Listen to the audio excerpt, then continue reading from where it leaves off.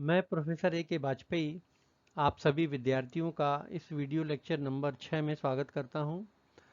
और ये video lecture हमारा ईएसआर स्पेक्ट्रोस्कोपी का ही एक पार्ट है। पहले लेक्चर में आपने देखा है कि जो ईएसआर स्पेक्ट्रोस्कोपी है उसका सिद्धांत क्या है, और उसी में एक बाद में ये टॉपिक आता है कि जीई को प्रभावित करने वाले कारक, फैक्टर्स अफेक्टिंग जीई वैल्यू।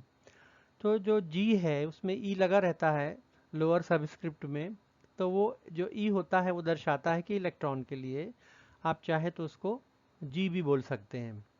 तो इस लेक्चर में हम बात करेंगे कि कौन कौन से ऐसे कारक हैं, फैक्टर्स हैं जो जी के मान को प्रभावित करते हैं। तो चलिए आगे बढ़ते हैं। सबसे पहले तो आप थोड़ा सा फिर से एक बार रिवाइज कर लीजिए कि ये आखिर ईएसआर में होता क्या है। आप देखिए, ये एक अनपेयर्ड इलेक्ट्रॉन है, बहुत ज़्यादा डिटेल में नहीं जाएंगे अपन, जो स्पिन कर रहा है। और इसके स्पिन के कारण इसका एक स्पिन एंगुलर मोमेंटम है नीचे की तरफ पीई, और ऊपर की तरफ उसके फलस्वरूप एक मैग्नेटिक मूवमेंट है म्यू ई। जब तक अपन मैग्नेटिक फील्ड नहीं लगाते, जिसको एच से दर्शाया है बाहर से, तो उसके दो एनर्जी लेवल डी जनरेट होते हैं, एक से मान के होते हैं। पर जैसे ही अपन फील्ड लगाते हैं, मैग्नेटिक फील्ड बाहर से लगाई जाती है एक्सटर्नल, तो क्या होता है, ये E1 और E2 स्प्लिट हो जाते हैं। क्यों स्प्लिट हो जाते हैं? क्योंकि इस मैग्नेटिक फील्ड H जो बाहर से लगाई हुई है और जो मैग्नेटिक मूवमेंट है, इनके बीच में इंटरेक्शन होता है, जिसके कारण दो एनर्जी लेवल E1 E2 उत्पन्न होते हैं। अब आप देखिए, इन दोनों के बीच का जो अंतर है वो डेल्टा ई बराबर होता है जी E beta E H. G ई को कहा जाता है स्पेक्ट्रोस्कोपिक या लैंडेस स्प्लिटिंग फैक्टर, और इसका मान 2.0023 होता है इलेक्ट्रॉन के लिए। बी ई को कहा जाता है इलेक्ट्रॉन का बोर मैग्नेटॉन, और एच क्या है? एच है बाहर से जो फील्ड लागू की गई है, अप्लाइड फील्ड है, उसकी स्ट्रेंथ। और डेल्टा ई है इन दोनों का अंतर, दोनों एनर्जी लेवल का अंतर। अब यहाँ तक तो ठीक है, यहाँ तक बात समझ में आ गई। अब आगे देखिए इसके, अगर हम ये चाहते हैं कि जो इलेक्ट्रॉन नीचे था E1 में, वो किसी तरह E2 तक चला जाए, ट्रांजिशन हो जाए उसका, तो उसके लिए आवश्यक है कि उस इलेक्ट्रॉन को अपन को एक निश्चित ऊर्जा का मान डेल्टा ई देना पड़ेगा, जो इन दोनों का अंतर है। और ये अतिरिक्त ऊर्जा जो है, जो एक्स्ट्रा एनर्जी है, ये कहाँ से मिलेगी? ये माइक्रोवेव रेडिएशन से मिलेगी। तो जब माइक्रोवेव रेडिएशन बाहर से देखिए इंसिडेंट किए जाते हैं, और अगर माइक्रोवेव रेडिएशन की एनर्जी एच न्यू आर और ये एनर्जी डेल्टा ई, दोनों का गैप ये बराबर हो जाता है, तो रेजोनेंस कंडीशन उत्पन्न हो जाती है, ये कंडीशन फॉर रेजोनेंस।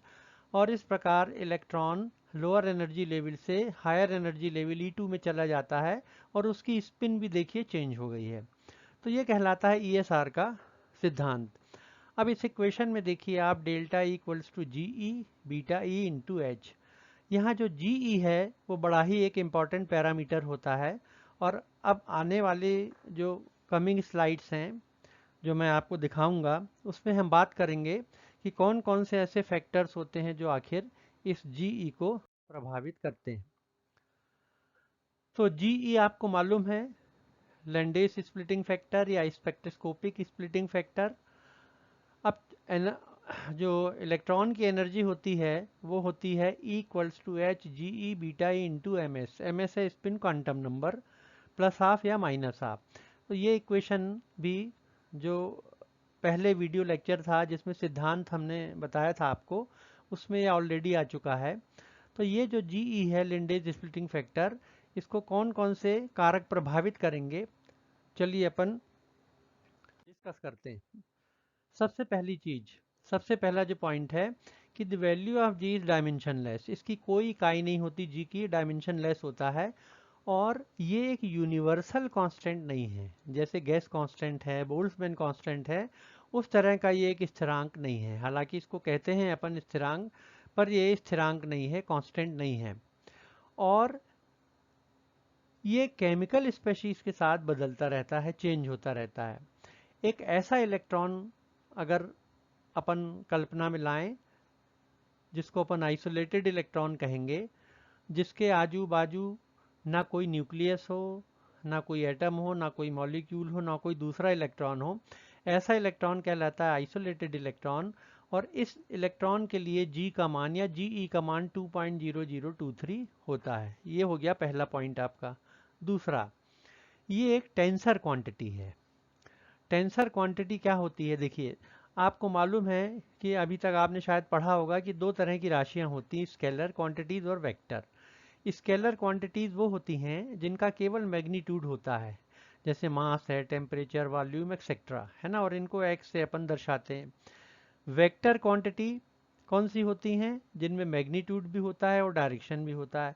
परंतु इससे भी ज़्यादा महत्वपूर्ण ये है कि वेक्टर क्वांटिटीज को जो वेक्टर के नियम हैं एडिशन के, सब्ट्रैक्शन के इत्यादि, उनको पालन करना चाहिए, उनको फॉलो करना चाहिए। अगर वो फॉलो नहीं करेंगे तो वो वेक्टर क्वांटिटीज नहीं कहलाएंगी। For example Y. तो जो वेक्टर क्वांटिटीज होती हैं उसके ऊपर एक बार रख दिया जाता है, जैसे डायपोल मूवमेंट है, वेलोसिटी है या स्पीड है, मोमेंटम है इत्यादि। इसी तरह से जो टेंसर क्वांटिटीज होती हैं, टेंसर क्वांटिटीज जैसे जी है, तो जी को अपन ने टेंसर क्वांटिटी माना है, और टेंसर क्वांटिटी में क्या होता है? मैग्नीट्यूड भी होता है और वो डायरेक्शन पे डिपेंड करती है और आर्बिट्ररी नंबर ऑफ इंडाइसिस पे। तो जो इलेक्ट्रॉन है, अनपेयर्ड इलेक्ट्रॉन, अगर वो किसी क्रिस्टली तल में है, क्रिस्टली प्लेन में है या किसी क्रिस्टल में है, तो उस प्लेन के इंडाइसिस क्या हैं, उस जो क्रिस्टल है उसके स्ट्रक्चर क्या है, उसके साथ साथ जी का मान चेंज होता रहता है।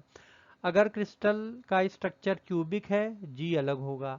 अगर रोम्बिक है, अलग होगा। टेट्रागोनल है तो जी का मान अलग होगा। और इसलिए इसको कहा जाता है कि ये टेंसर क्वांटिटी है। तो टेंसर क्वांटिटीज का एक एग्जांपल तो जी हो गया या जीई हो गया, और उसके बाद इनर्शिया है, स्ट्रेस है। तो ये दूसरे एग्जांपल हैं टेंसर क्वांटिटीज के। तीसरा, मेटल आयंस के लिए जी का मान 2.0023 से डिफर करता है। जैसे बहुत सारे जो ट्रांजिशन मेटल्स हैं जो कॉम्प्लेक्स बनाते हैं, तो उन कॉम्प्लेक्सेस में, उनके आयनों में जो जी का मान होता है वो 2.0023 नहीं आता, बल्कि उससे थोड़ा अलग अलग आता है। और ऐसा इसलिए होता है कि जी का मान कॉम्प्लेक्स के स्ट्रक्चर के साथ साथ बदलता जाता है। तो अभी जैसे मैंने बताया था आपको कि जी का मान कॉम्प्लेक्स के स्ट्रक्चर के साथ साथ चेंज होता जाता है, कांस्टेंट नहीं रहता। इसके बाद चौथा पॉइंट पे आइए।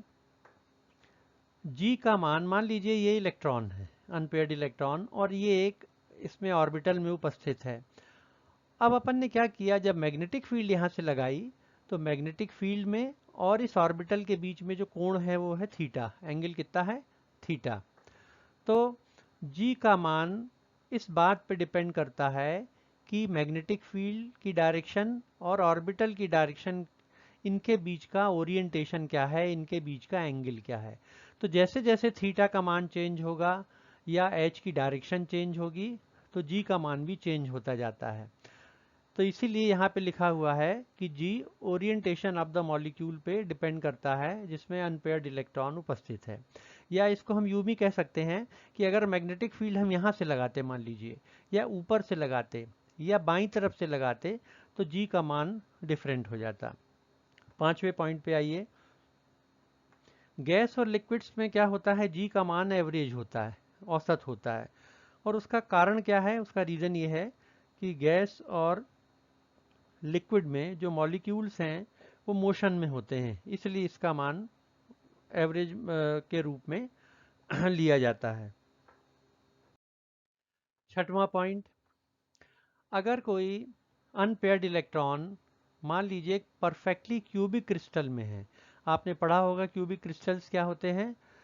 तो अगर अनपेयर्ड इलेक्ट्रॉन, जैसे यहाँ पे दिखाया गया है, आप देखिए इस डायग्राम में, ये अनपेयर्ड इलेक्ट्रॉन है, ये क्यूबिक क्रिस्टल में है। तो चाहे मैग्नेटिक फील्ड यहाँ से आए, चाहे वो ऊपर से आए, या नीचे से ऊपर की तरफ हो, या दाहिने से बाईं तरफ हो, कहीं से भी मैग्नेटिक फील्ड हो, क्या होता है, जो जी का मान है वो मैग्नेटिक फील्ड की डायरेक्शन पे डिपेंड नहीं करता, बल्कि एक सा होता है। इसका अर्थ ये हुआ कि जी का मान मैग्नेटिक फील्ड की दिशा पे निर्भर नहीं कर रहा है, और इसलिए इस जी के मान को अपन कहते हैं आइसोट्रोपिक। पर याद रखिए, ये जो आइसोट्रोपिक प्रॉपर्टी है जी के मान की, तो वो केवल परफेक्टली क्यूबिक क्रिस्टल्स के लिए, तो इसलिए जी का मान आइसोट्रोपिक भी हो सकता है। 7वें पॉइंट की तरफ आइए।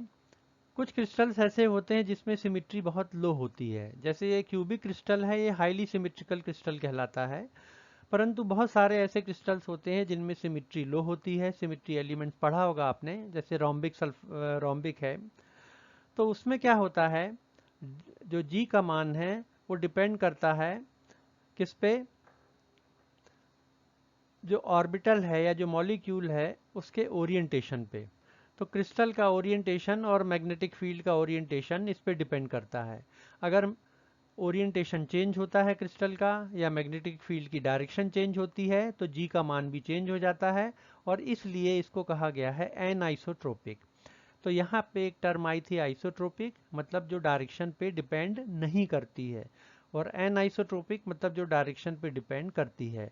तो जी का मान ऐसे क्रिस्टल्स में, अगर इसको हम सार में ये बताना चाहें कि इसका सार क्या है, तो जी का मान ऐसे क्रिस्टल्स में जिनकी सिमिट्री बहुत कम होती है, चाहे टेट्रागोनल हो चाहे रोम्बिक हो, तो जी का मान मैग्नेटिक फील्ड की डायरेक्शन पे डिपेंड करता है, और इनको क्या कहा जाता है, इनको कहते हैं एनाइसोट्रोपिक। फिर जी का मान एक्स एक्सिस के अलोंग हो रिस्पेक्ट में, उसको जी एक्स लिखा जाता है, और वाई एक्सिस के रिस्पेक्ट में उसको लिखा जाता है जी वाई। और जेड एक्सिस जो होती है वो हाईएस्ट फोल्ड रोटेशनल एक्सिस के कोइंसाइड करना चाहिए। तो जो हाईएस्ट फोल्ड रोटेशनल एक्सिस होती है, जैसे C2 है, C3 है या C6 है, तो जिसमें n का मान ज़्यादा होता है, जैसे अगर C6 है और C4 है तो 6 को अपन कहेंगे हाईएस्ट फोल्ड रोटेशनल एक्सिस। तो Z एक्सिस सामान्यतः इससे कोइंसाइड करती है, किससे, हाईएस्ट फोल्ड रोटेशनल एक्सिस से। और बाहर से जो हमने मैग्नेटिक फील्ड लगाई है, अगर वो Z एक्सिस के मतलब इसके पैरेलल है, अगर इसके वो पैरेलल है, तो G की वैल्यू को या G के मान को G पैरेलल लिखा जाता है। जी जेड भी लिख सकते हैं आप और जी पैरेलल भी। तो ये दो ऐसे परपेंडिकुलर ऐसे वर्टिकल लाइनें बना दी जाती हैं, ये कहलाता है जी परपेंडिकुलर या जी जेड। फिर दूसरा पॉइंट पे आते हैं, 9वें पॉइंट पे, टेट्रागोनल साइड। किसी टेट्रागोनल क्रिस्टल के लिए जी एक्स और जी वाई का मान बराबर होता है, जी एक्स और जी वाई का मान बराबर होता है। 10वां, अगर मैग्नेटिक फील्ड जो बाहर से लगाई हुई है और जेड एक्सिस, इनके बीच का कोण थीटा हो, तो जी के मान की गणना अपन इस सूत्र से करते हैं, G square equals to G parallel square cos square theta plus G X square sine square theta. यहाँ जी एक्स या जी वाई आप दोनों में से एक मान ले सकते हैं। थीटा मैग्नेटिक फील्ड और जेड एक्सिस इनके बीच का कोण होता है, तो जी के मान की गणना इस सिंपल फार्मूले से की जा सकती है। जी के मान की गणना के लिए ये फार्मूला दिया गया है, G equals to 1 plus J into J plus one plus S into S plus one minus L into L plus one upon 2j into J plus one. यहाँ पे एस आपको मालूम है कि स्पिन और एल ऑर्बिटल एंगुलर मोमेंटम है क्रमशः। S को कहते हैं अपन स्पिन एंगुलर मोमेंटम और ये ऑर्बिटल एंगुलर मोमेंटम है एल, और जो जेड होता है वो टोटल एंगुलर मोमेंटम होता है। तो एक मान लीजिए एक फ्री इलेक्ट्रॉन है, तो उस फ्री इलेक्ट्रॉन के लिए s का मान हाफ होगा, l शून्य होगा, j बराबर s मतलब प्लस हाफ होगा। इसलिए इस मान को अगर आप j equals to S equals to half लिख दें, l को शून्य मान लें, इस पूरे फार्मूले में रखेंगे आप, तो g का मान आ जाएगा 2। और परंतु अभी आपको हमने बताया था कि g का मान 2.0023 होता है, तो यहाँ पे ये 0023 है, जो 0.0023 ये क्या है, ये करेक्शन फैक्टर कहलाता है। 12वें पॉइंट पे आते हैं अपन, जैसे आयनिक क्रिस्टल है मान लीजिए Mn2 का, तो उसमें अनपेयर्ड इलेक्ट्रॉनों की संख्या होती है 5। तो S बराबर कितना हो जाएगा, 5 इंटू 1/2 मतलब 5/2। डीजेनरेसी कितनी हो जाएगी, 2s प्लस 1 फार्मूला है इसका, यहाँ रख दीजिए, s की जगह 5/2, तो क्या आ जाएगा, 6 आ जाएगा। L बराबर 0 है ऑर्बिटल एंगुलर मोमेंटम, तो और S बराबर J होता है, तो G का मान यहाँ पे भी 2 के बराबर आ जाएगा। 13वां 13 पॉइंट, एक मान लीजिए कॉम्प्लेक्स है CuOH2 होल 6 2+, इसको अपन क्या बोलेंगे, हेक्सा एक्को कॉपर 2, हेक्सा एक्वा कॉपर 2।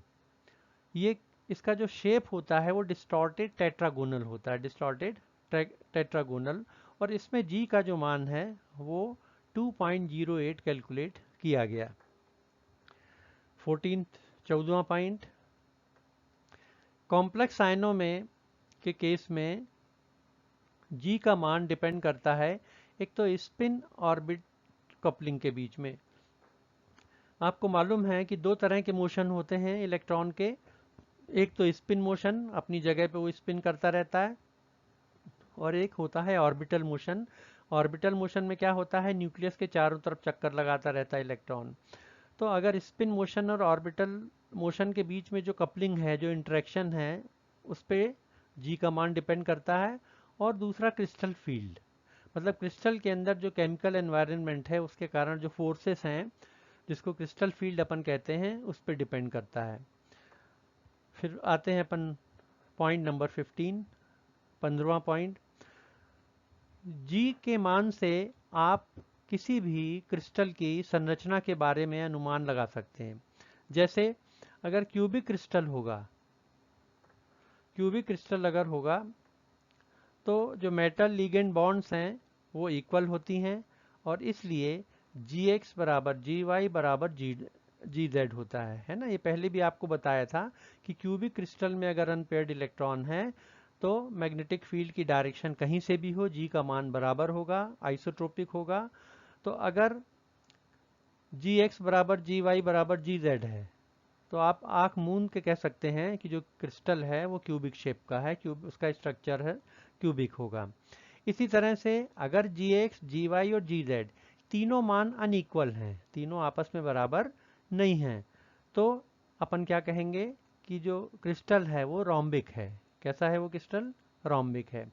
इसी तरह से अगर Gx और Gy के मान बराबर हों परंतु Gz से कम हो, तो आप कहेंगे कि जो क्रिस्टल है वो कैसा है, वो टेट्रागोनल क्रिस्टल है।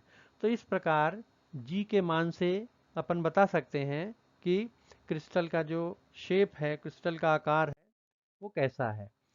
कुछ जी के मान देखिए, आ जैसे इलेक्ट्रॉन के लिए तो 2.0023 होता है अगर आइसोलेटेड है, ये लिखा हुआ है। जैसे इनऑर्गेनिक जो रेडिकल्स होते हैं उनके लिए जी का मान 1.9 से 2.1 इतना वेरी करता है, 1.9 से 2.1।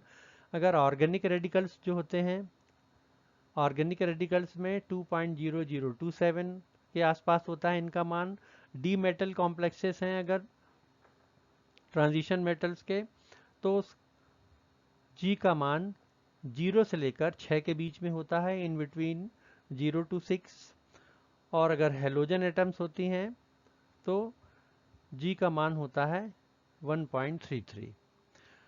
इसके अलावा आप देखेंगे तो अलग अलग मेटल कॉम्प्लेक्सेस के अलग अलग जी के मान उसमें दिए गए हैं। तो ये सारा जो लेक्चर था ये इस बात पे था कि ऐसे कौन कौन से फैक्टर्स हैं जो जी के मान को प्रभावित करते हैं। तो जो 15-16 पॉइंट्स बताए हैं ये काफ़ी हैं। इसको चाहें तो आप अच्छे से लिख सकते हैं अपनी भाषा में, और अगर नहीं समझ में आता है तो और इसको कई बार आप इस लेक्चर को सुन सकते हैं। तो इलेक्ट्रॉन स्पिन रेजोनेंस स्पेक्ट्रोस्कोपी के अंतर्गत अभी तक 2 वीडियो हो गए। पहला वीडियो जो था वो ईएसआर के सिद्धांत पे था, ईएसआर का सिद्धांत क्या है, और एनर्जी का डेरिवेशन पूरा हमने आपको उसमें बताया था। और ये जो लेक्चर है सेकंड लेक्चर, इसमें अपन ने बात की कि कौन कौन से ऐसे फैक्टर हैं जो जी को प्रभावित करते हैं। अब इसी क्रम में जो आपके सिलेबस में भी है, तीसरा जो लेक्चर होगा वो होगा स्पिन हैमिल्टोनियन पे। स्पिन हैमिल्टोनियन क्या होता है इसको एच से अपन दर्शाएंगे, और ये स्पिन हैमिल्टोनियन का एक डेरिवेशन है छोटा सा, तो वो अपन करेंगे नेक्स्ट वीडियो लेक्चर में। तो इनको ध्यान से आप वीडियो लेक्चर्स को पढ़िए और ये जो चैनल है इसको सब्सक्राइब भी कीजिए ताकि आपको नोटिफिकेशन सारे मिलते रहें। Thank you so much.